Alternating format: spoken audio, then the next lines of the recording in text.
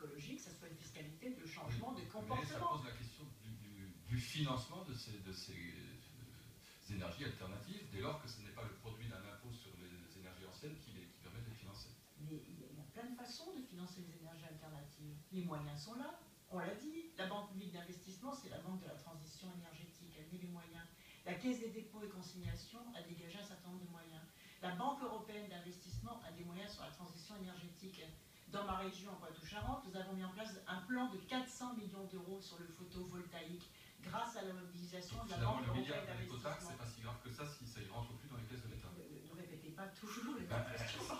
Pardon de vous dire ça. Il faut lier absolument. Pourquoi? Parce que si la protection de l'environnement devient quelque chose de négatif pour les Français, dont on a besoin de la mobilisation, tous les Français, toutes les entreprises, toutes les administrations, tous les citoyens, toutes les associations ont besoin de se mettre en mouvement pour réussir cette mutation qui est à la fois productrice d'emplois, d'activités économiques, d'ingénierie, de recherche, d'innovation, avec les industries vertes, avec la chimie verte, avec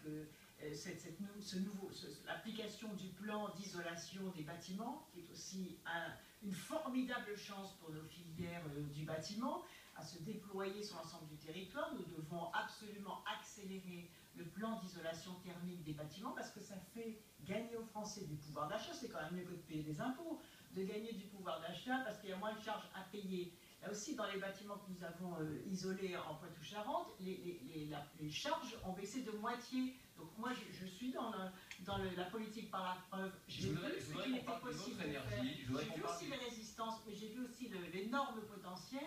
Et je souhaite généraliser au niveau national ce qui se fait de mieux sur nos territoires et dans nos régions, parce que ça marche sans faire d'impôts supplémentaires.